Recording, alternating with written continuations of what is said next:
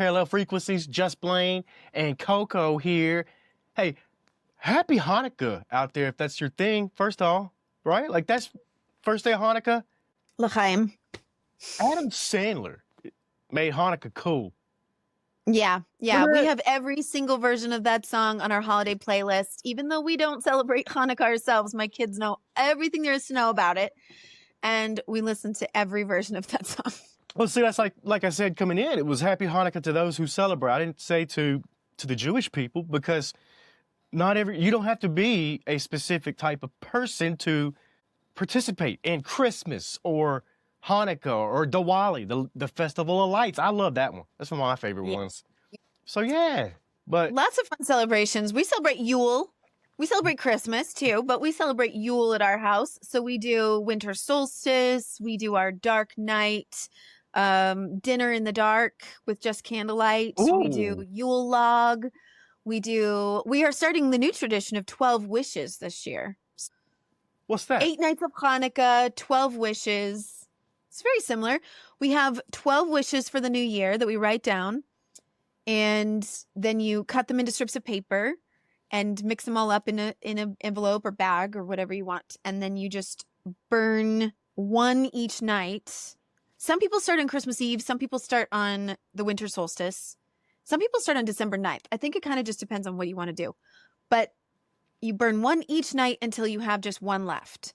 And that one is your focus for the new year. The wish or the what you want to manifest in the new year.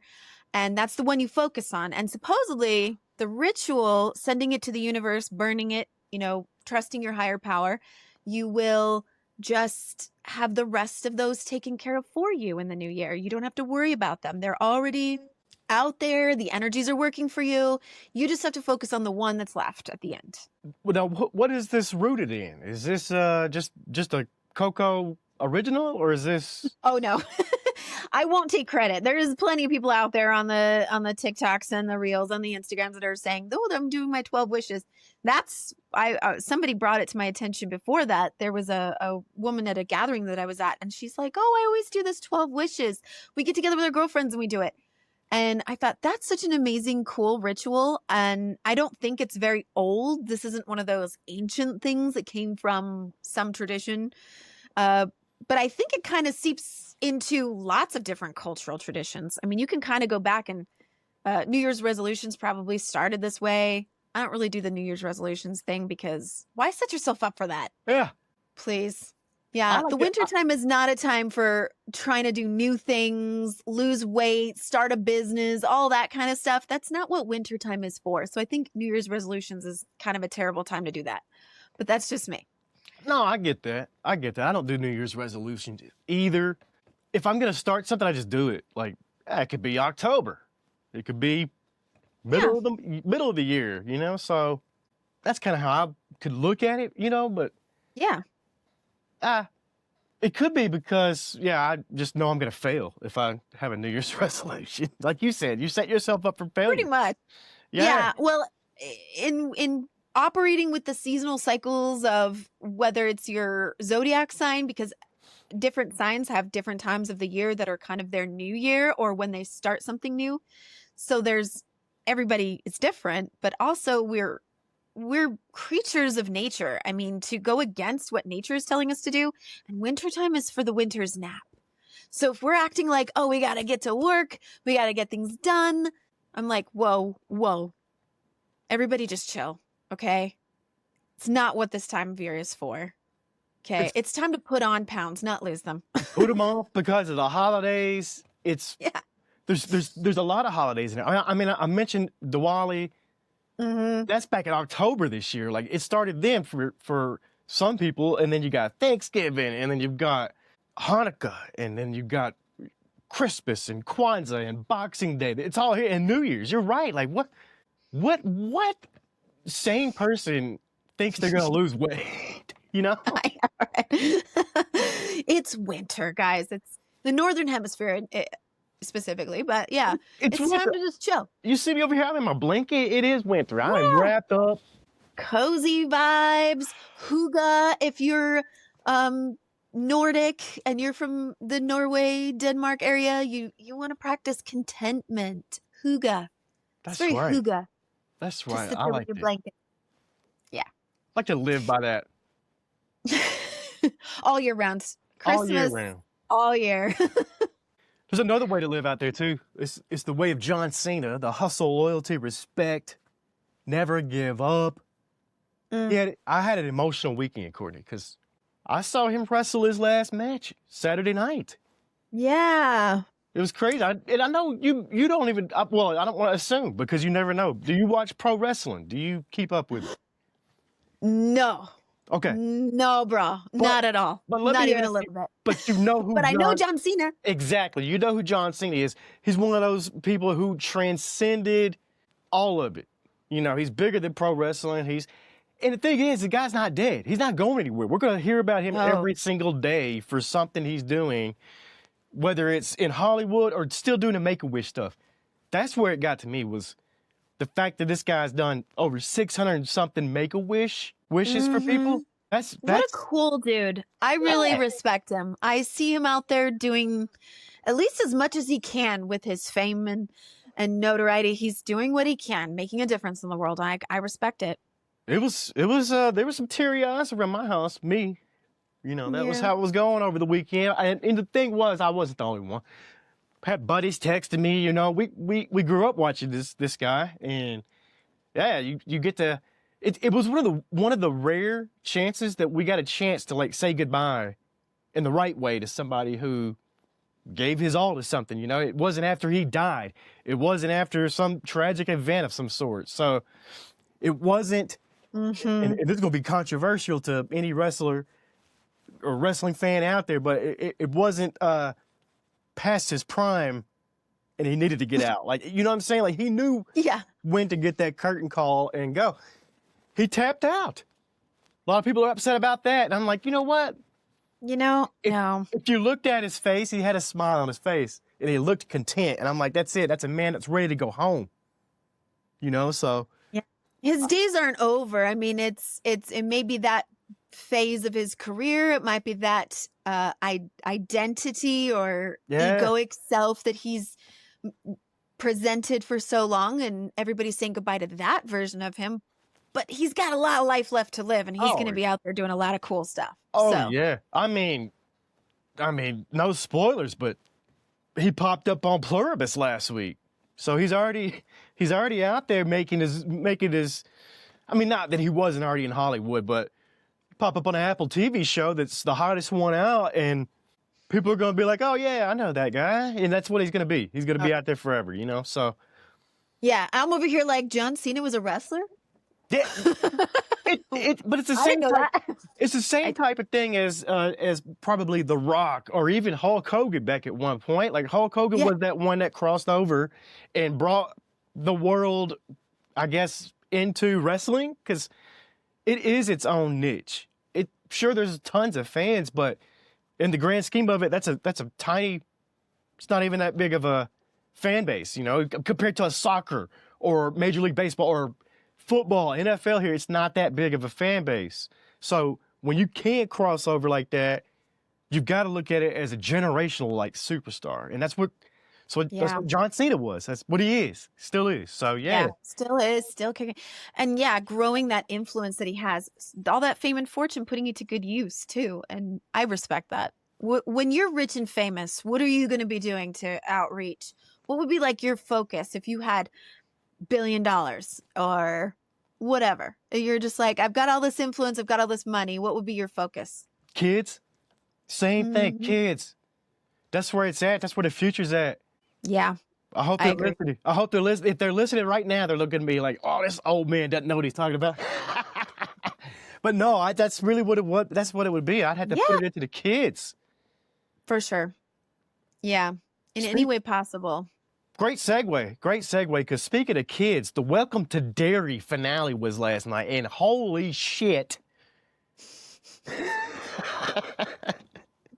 Emphasis on the "t" I'm gonna right there. I'm going to tell you, that's the worst segue ever to tie the kids together with this Welcome to Dairy thing, because we love the children, and also holy shit. I have never seen I'm just telling you, Pennywise the Clown, the Welcome to Derry finale, and there were some just nukes dropped of Ooh, some facts about Pennywise great. and some other stuff going on. So, whew, Future. that's all I can say because I don't want to go into spoilers. But Yeah, not quite yet. Let's get to that when we get to cover it on this show, we Parallel will. Frequencies. We're going to be covering it and that pluribus, and we're going to be, all of it's coming. We got a lot to So do. put a pin in that. It'll be on the conveyor belt, and we have no lack of subjects to talk about on this show. Nope, but there are times when we had something else planned, and this is I mean we're fresh on doing this show, but for me, I have seen it many times where you got to pivot, you got to change, you got to swap the show up because something happened, and something did happen now, and I just don't feel right talking about anything else. But the Rob Reiner situation that happened at the house, Yeah. I started to see this stuff come in last night, and it's like 2 people found dead at Rob Reiner's house, a 78-year-old and I'm like, oh my God, like they're just not saying the names. It's him. Mm-hmm. And it's just it's still coming out what's going on and all that, but that's not what we're here really to talk about. I just first off, what's your feelings? Like what's your thoughts there? Yeah, a total disbelief at first. And I was the one who was waking up to the news this morning and texting you, knowing we were going to record today. I'm like, what? What? Hold up. And then just running through my head all of the cultural influences of this man, this director who made so many things, just influenced an entire generation of people. Not just the actors who were in those movies, but everybody who's ever watched any of those movies. And I don't know anybody I can even talk to who hasn't heard of at least one, if not The Princess Bride for sure. There you go. That's the one. Misery. That's mine. Yeah.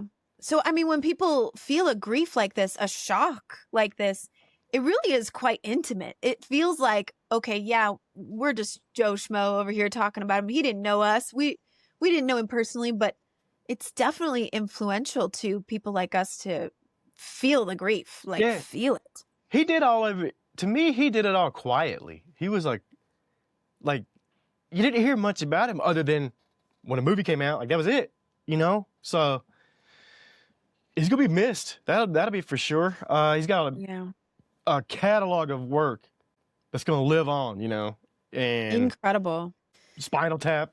Whew. One of my absolute all-time favorites, and is quoted almost daily in our friend group since I was in high school. Love Spinal Tap. Oh my gosh. Just okay. I could go into Spinal Tap. Well, we were in LA when they were doing the Spinal Tap 2 red carpet. Red carpet event. Yeah, their premiere was going on as we were walking around Hollywood, and oh man, it would have been so cool. People were gathering outside the fence probably to see people who were going to be coming in, and man, I almost regret not staying there and standing there and waiting to see a glimpse. We were on a very important mission, though. We had to go get Toni Collette that damn Oscar that she deserves. Yeah. So that's what we were up to. But yeah, we would have walked right past.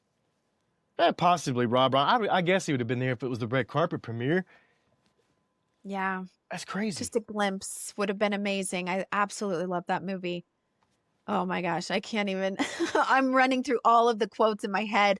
Fran Drescher in that movie, she has this small little scene, but oh my gosh, it's one of my favorite scenes. The when they're talking about it's sexist. They won't publish this album cover because it's sexist, and they're like, "What's wrong with being sexy? We like being sexy." She's like, "You've got a woman smelling a glove." I love Fran Drescher. I can't help it. I don't mind her voice at all. I think she's hilarious. If it wasn't for her voice, would she be as famous? Probably not. But I love her as a person, and I love her in that movie, and I love the work that she does. I think she's hilarious. And Rob Reiner shows himself in that movie a couple of times as the director. You see him talking and interviewing Christopher Guest, and just epic. I mean, we could talk about The Princess Bride, but what I find really crazy, coincidentally, in all of this, and maybe synchronicities, the universe works in mysterious ways, but it wasn't probably a full week ago that I was, doing the whole Netflix watching. Yeah. You know how you like just go through one streaming service after another and you end up spending 2 hours not watching anything? I was doing that one day and I happened upon When Harry Met Sally. And I haven't watched that in like over a decade. I don't know when's the last time I watched it, but I was like, I feel like watching this again. This would be a fun throwback movie to watch, kind of a comfort movie. I'll just watch this. It's so weird to me that I did that just recently. That is. It's not a coincidence. You said it earlier. It's something else. Yeah, synchronicities of the universe, putting things in your path. Maybe I knew intuitively that something was about to happen. I don't know. Oh, God. Don't watch anything of mine, please, because... It was my little tribute. It was my little honor moment of what a great movie. Wow. And as I'm watching it, because I haven't seen it in over a decade, I'm appreciating it as an adult more, in this form of life, this phase of life than I did when I was younger. I'm watching it going, it hits differently when you're this age. When would you have seen it the first time? Maybe closer to when it came out, I guess? Oh my gosh, no. Or after it. Yeah, you're not that old. Yeah. Wait a minute. Yeah. I mean, I've seen it since I was a kid. Let's be honest. I've watched it. It used to be on like those, remember on cable, they'd have like TBS or whatever, would always have movies on Sundays. That's when I watched a lot of my favorite movies, would come up a lot. And I'm sure I saw a television version of it when I was a kid for a long time. And then, yeah, but I haven't seen it for probably over a decade for sure. You saw the TV version, and then when you saw the regular version later, you were like, wait, what is this orgasm scene? Remember that? Because I bet that wasn't in the TV version. It is my favorite. That wasn't on the TBS version. Yeah, probably not. Yeah, I don't think so. But yeah. It's iconic. I mean. It was at Katz's Deli. That's where it was filmed, right? Believe so. Wow. Yeah. Yeah. But when I was a kid, I didn't see Billy Crystal as a romantic male lead type. I remember as a kid looking at him and going like, he's kind of like an old man. What is she seeing him? Like, I don't get it.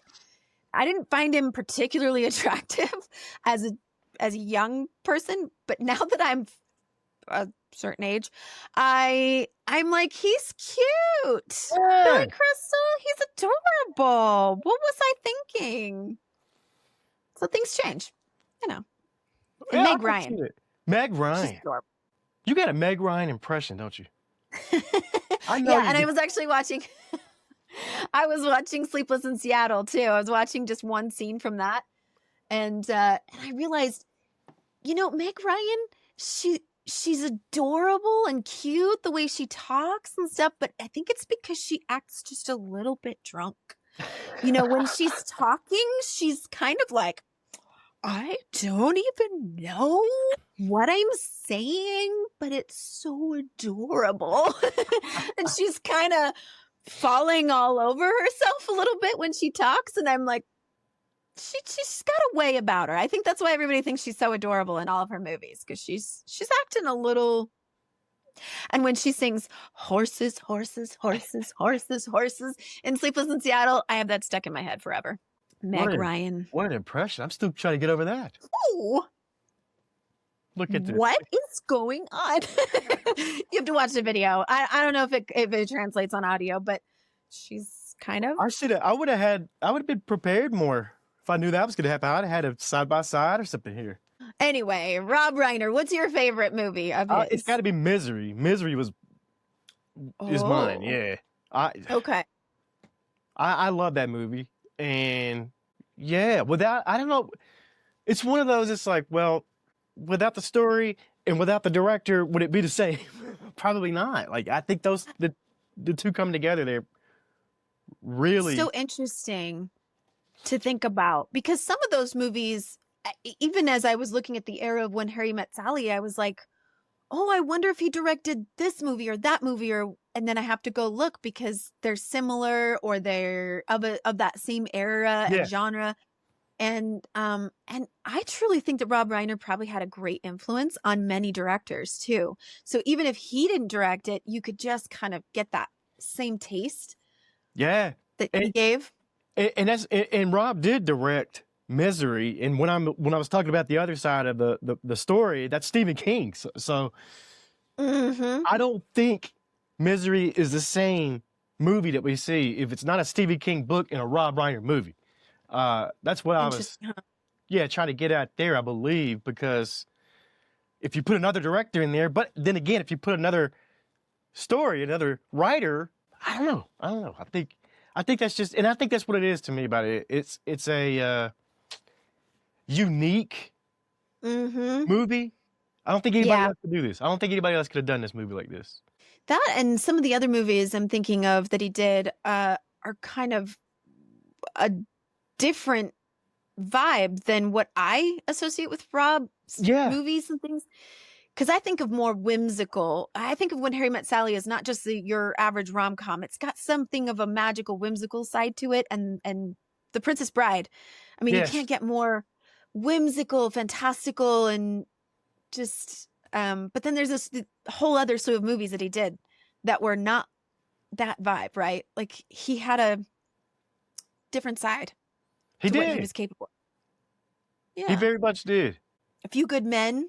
I just saw the clip of Kevin Bacon talking about his condolences and his memories and his feelings about the news, and kind of got teared up because you could see the emotion behind it of he's like, he gave me that job in A Few Good Men, and his feelings about that. I was thinking to myself, wow, Kevin Bacon in A Few Good Men is my go-to movie when I'm playing 6 Degrees to Kevin Bacon.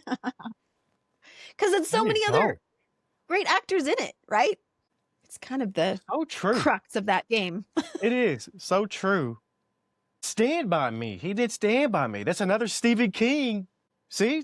You wouldn't even think about that because you just named off whimsical, fun. But then again, like Stand By Me is like a coming of age, like, very emotional. Yeah, like I don't think that's the same movie either without Stephen King and Rob Reiner. Yeah. But that's one I don't think people think about. He was diverse. That is.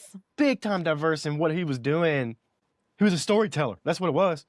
He could tell stories, didn't matter what it was. Storyteller. Yeah. Yeah. One of the best. One of the best. What other movies stand out from him? I did just see him. I saw him on, what did I see him on? One of the talk shows not long ago. And he was there, I think it was Jimmy Fallon probably that I was watching or something, and I saw him being interviewed there. And that felt like just a few months ago. Very recently. But he had his hat that he's known for always wearing, Yeah. Tragic. It's rough. That's a tough loss there. That's a tough loss. What else we got for today? We didn't really get to what we wanted to get to, but like I said, we got to pivot every once in a while and just react. React to what the world's got for us.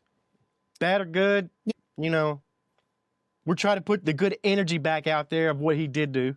But yeah, I would love to hear listeners comment their favorite movies or moments from a movie. I would love to see that. We could do a little rewatch of some of those movies. And what are people's favorites? And I would love to do that. And we'll could do a year of episodes on Princess Bride alone. There's so much to talk about that movie. We'll react to the comments. We could react to the comments just like we did last week. People love that. You're right. Andre the Giant. Whoa. Right. He made his role in that movie. He made that movie for me. Andre, but I'm a wrestling fan. We already know that. But yeah. He was a wrestler? Just kidding. I knew that. That's like one guy you look at, you're like, oh yeah, he's something. I'm not sure. Yeah. Yeah, but to hear like the background stories, I mean, I think they even said, and I may be getting this wrong.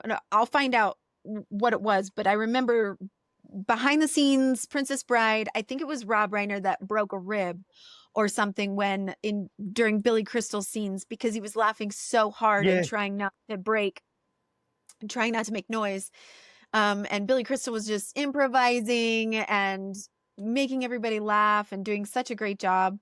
And Andre the Giant, obviously having the physical health issues that he was having at that point, couldn't do any heavy lifting, but they had to, strap him up to all of these harnesses and things Yeah. so that he could, like, it would look like he was lifting, Buttercup and doing all that kind of stuff. But at that point in his career, in his life, he wasn't able to physically do those things. And I just love learning about the background of how a movie like that, a movie that everybody seems to know and love so much. In fact, that there were scenes from that movie that were sliced into my wedding video. Oh my God. I asked my videographer for my wedding, I was like, we want this and this sliced into this and this and this. And yeah, so it became, that's, You know just what? goes to show. You know what? We should do a deep dive on Princess Bride tomorrow. Oh yeah, we could do that.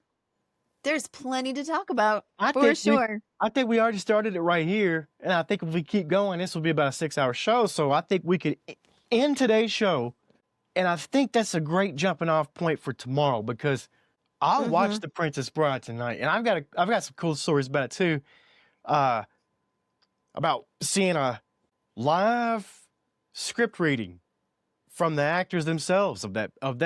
But I'll talk about it tomorrow. But I think that's what we should do, is a deep dive on Princess Bride, because now you got me thinking. I'm like, okay, I got a lot to talk about too. So Yeah. let's do it. You want to do that tomorrow? Oh yeah. Yeah. I want to hear all of the things that you come up with. And I got some personal stories too of the influence that movie has had on me. Yeah. Let's And I do it. haven't seen Spinal Tap 2 yet. So you gotta give me a little bit of time to catch up on some of those new things that just came out. I haven't seen it either. It just came out over the done. weekend. Yeah, that one just Yeah. dropped over the weekend, I believe. So we'll have to catch up on that. But until tomorrow, when we hit The Princess Bride and do a deep dive on it, I can't wait. It's gonna be fun. See, that wasn't expected. I didn't expect to do that. So tomorrow could bomb. I don't know. It could be awful. Not prepared. I doubt it, but No. okay. But we'll see you tomorrow. Parallel Frequencies, Just Blane and Coco.